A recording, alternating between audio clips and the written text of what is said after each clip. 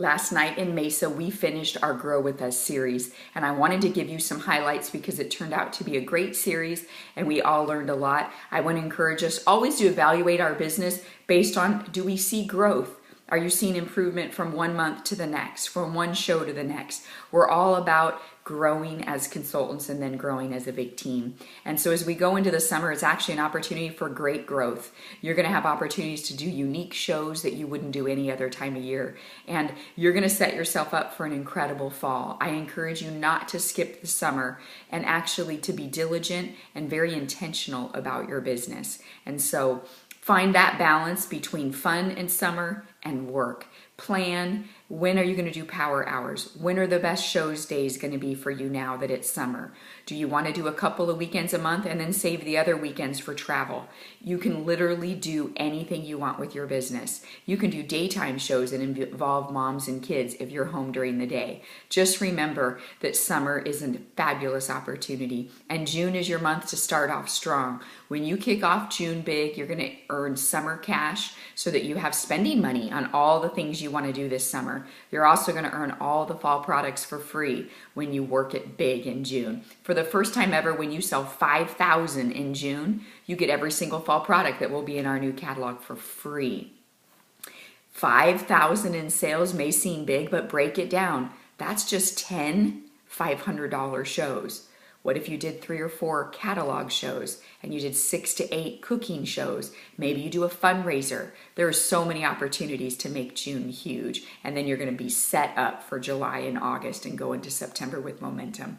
So June is where it's at. Now let's get back to the Grow With Us. We did a great overview last night at our session, and the first thing we looked at was session 1. And session 1 was all about the cooking show. We really wanted to evaluate what kind of experience are we creating for our customers and our hosts. And we knew that that started with us. We have the opportunity to set a certain tone and a certain mood. And so we used this as a great tool to evaluate different areas of our business. And this you're going to find in the attachment to this email. And what we challenged everyone to do was just pick 2 that you wanted to get better at. Work on that for 2 to 4 weeks. Then pick 2 more. Don't take them all at once. It can get overwhelming. But absolutely, creating that cooking show experience is going to be the best thing you can do. You have an opportunity to make a unique cooking show, and you're going to hear in the days and weeks to come ideas. We've been talking about fundraisers. We're going to hear more about freezer meal workshops that are super popular all across the country. You've heard about deep covered baker workshops. You're going to hear about hands-on cooking classes instead of like cooking parties, where you actually set up stations and you let your customers literally take over, and you get to be more of a facilitator. And they consultants are telling me that their customers are loving this, and it's a super fun show. So we have so many ways we can take our own personality, our own strengths, and create a great cooking show experience. So make that a top priority for yourself, and ask for help. Ask me what ideas that I have or how I can help you, okay? Session number 2, we talked about host coaching. When we create a good cooking show experience, we want as many people there as possible. Host coaching, first and foremost, affects attendance at our parties. And so what we did was we reviewed the idea of the Franks list. And as a consultant, you've been hopefully trained, or you're aware of the Franks list. And this is something that you as a consultant want to do anytime you have a party, you kick off your business, you're trying to reboot your business, and think about, who are my friends? Who are my relatives? Who are my acquaintances, neighbors, kid contacts? And that is something that you can use and with your host as well. So these are little labels that just say, be sure to invite Frank to our party. I am now putting this label right here on my invitations. You can also put it on your host packet. You want to just verbally mention it. It's not enough just to put the sticker on and never talk about it. Make sure you talk to your host about it. The second thing we talked about we could do in host coaching is affect how many bookings we get. When our host really understands their future party pick and their 50% off item, they will work harder to get more bookings. So this is a little coupon, and what I've done is actually started attaching it to the show planner. And so I just stapled it right here, and I make sure I let my host know, do you realize for everybody who books a party from your party, you get a 50% off item? Literally just point to anything you want on your order form at their party and tell me I want that half price. This is an opportunity for you to say, can you find 2 friends that might want to do a book party? Can you find 2 friends that might want to do a cooking party? What if we got 2 shows booked at every party we did, or 3 shows, or 4 shows. So make sure you're making your host really aware of the 50% off future party pick. And remember, that cost you nothing. Here's a new idea, and that's one to actually do a Beat My Best Host incentive. And what I mean by that is to let your host know your highest show of the year, as long as it's at least $1,000. And if it's not $1,000, then just say, be my first host to hit $1,000, and I'm going to reward you with blank. You choose any piece of stoneware you want under $50, or is it a $25 credit, $50 credit, you decide. But basically you're setting a really high expectation, and you're gonna have a lot of hosts try to beat that. So it could be Beat My Best Host, and you let them know my highest show so far in 2014, or my highest show in my career is $1,023. And I'm telling you, people will work really hard to beat that, just for the fun, the competitive edge, and to get a price from you. So a lot of them might not beat it, but what if they get close at 900? What if they get close at 950? You're pretty excited, and they're really happy with the results too. So try the Beat My Best Host or Be My First $1,000 Host of the Year incentive with your host. That's a really fun one to do. The next thing we talked about was session 3, and we talked about creating a recruiting show. And I want you to think about the idea of how do you create this atmosphere where your job looks easy and enjoyable. The number one way that you do that is by your recipe selection. That's when you are fully in charge of the recipe, you've planned it, and you're strategic with it. And I've gotten kind of away from that, but getting back to it by doing simple, one recipe as often as I can that really showcases a lot of products, especially those items that are on special next month, but something that's doable so I don't look stressed out, I don't look harried, and I leave time at the end of my show to still talk about everything I want to talk about. The worst thing we can do is make our show 55, 65 minutes and then think, oh my gosh, I don't have time to do the ROI. I don't have time to do anything about the business. That's not a recruiting show. A recruiting show has to be short, sweet, interactive, fun. And remember, your customers are going to sell each other the products. Your past hosts in the audience are going to sell each other the idea of book a party. It's really fun. No one in your audience is probably going to sell the idea of being a consultant. That's your number one job. So that's what you do when you just say, I'm going to do a recruiting show. Of course you're selling products and you're jumping on when someone brags about their food processor. But remember, you've got to create that recruiting excitement as well. So that was what we were doing, and I would recommend at the beginning of every month you send out your recipe for the month, you talk it up big, and that's going to help you be in control and have a great plan and look organized, and again, you're going to have a great opportunity to recruit your host.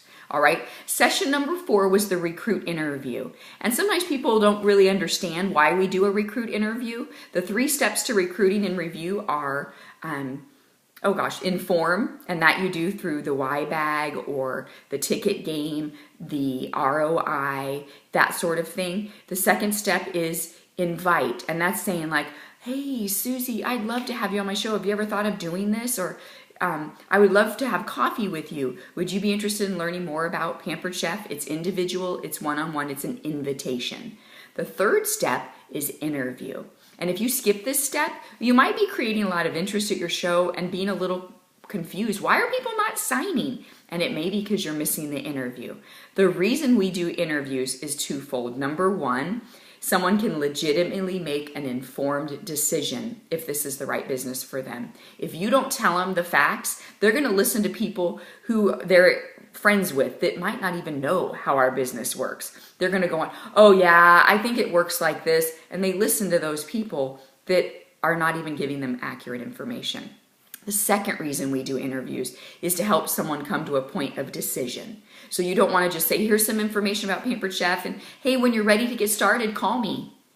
That's easy for someone to not make a decision. And why don't people make decisions? Because they're scared. They're nervous if they're going to be good enough. But when we sit down and we help them make a decision, we've just given them great information about our company, and we assure them that we're with them every step of the way. You're going to have a lot more people making a decision to join you. So you want structure to your interview. And so what we've got, great resources from Pampered Chef. This is the orange Join Us brochure. It's just a little small pamphlet. And Pampered Chef has even created a document to support that. It's in the download section, and it's called Guide to the Join Us brochure. And you literally can print this off and study it. Well, what I did is I picked out bullet points that would be good questions for you, and I made them into labels. And each of these labels tells you which page number or which part of the brochure to put the labels on. So when you go to an interview, you're going to give your person that's interested in the business a copy of the Join Us brochure, and you're going to bring your own that has labels on it. And these labels are for you as you're flipping through the book just to glance at and ask a quick question.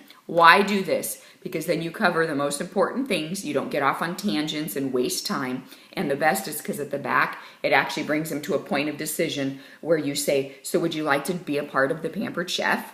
And then you have responses for yes, no, or I don't know. So check this out. It's in the attachment. You're going to want to practice this. Anything we do in a business, we practice first. Practice with a friend, a neighbor, a sister, a relative of any kind, and you might find out that they decide to join even though you just asked them to do it as a practice. If you cannot get together in person for a cup of coffee with someone within 48 hours, you should do it over the phone if you need to. Every 24 hours you wait, the interest loses and someone talks them out of even meeting with you. So best option is in person within 48 hours, however you can. And you set that appointment at the party that you meet them in. Like, hey, Susie, here's some information about Pampered Chef. Pause. It's probably going to create some questions. I'd love to have a cup of coffee with you and just tell you more. Would you have any time in the next 48 hours to meet? I could come to your work. We could meet after work. We could meet after the kids go to bed. You figure out a time and meet. But that's the recruit interview. Lots of audios and things you can learn more about or ask me about interviews. We want to keep moving. The final session we did talked about an overview of the 5 I's of leadership. I is in the capital letter I. Number 1 I was interest. Do you talk about Pampered Chef at shows and away from shows? Are you being fully alert when you hear a friend say they don't have any money? Are you alert when someone says they hope they have fun this summer, they're going to be really burned out by being with their kids? They're looking for something fun to do. Pampered Chef is the answer. Get excited about that. Interview is the second I. We've just talked about that. Hold a practice interview for yourself. Next I is intro show. Our goal is for every consultant who joins our team to do a kickoff show. If it's possible for you to accompany them or me or your director to accompany them, we would love to do that. We would do the opening. They would do the show with their own products because that's who they're going to book with. And then we would also do the closing. If they don't live in our area, we're just going to help them prepare. We want every new consultant on our team to do an intro show, kick off their business within 10 days of joining. The next I is initial training. Our initial training with new consultants needs to be booking focused. We must review the Franks list with them, help them know who to call and what to say. Remember, saying or asking for a booking has to be specific, has to be one-on-one, not, I'm so excited, I'm a new Pampered Chef consultant. If you want to have a party, let me know. That's not asking, but we need to give them the words that specifically ask. And the final I is income. Have you got the big picture of the income that you can get with Pampered Chef, and have you shared that? One of the best things you can do is print copies of commission checks, and I do 3 months in a row of a part-time consultant and 3 months in a row of a career time or full-time consultant. If you did nothing else at your shows but have all the guests turn to the back of the catalog and talk about the 2 kits at the end, talk about what you used tonight, create that product love, and then you went over a few commission checks, you would see a huge increase in interest at your shows. So don't just say, here's some checks if you want to look. You're going to say, let me take a minute and tell you, we don't get paid in food shoppers. We get real live money. Let me tell you about this part-time consultant. She did 9 shows and this was the check, and then you break it down for them. This is also in the attachment. I want to challenge all of you to include this in your shows all of the month of June. I'm telling you, people are looking for summer money and summer fun, and we have that answer. So thank you for taking this time to listen to Grow with us. I'm excited to grow with you this whole summer and into the fall season. Let me know how I can help you.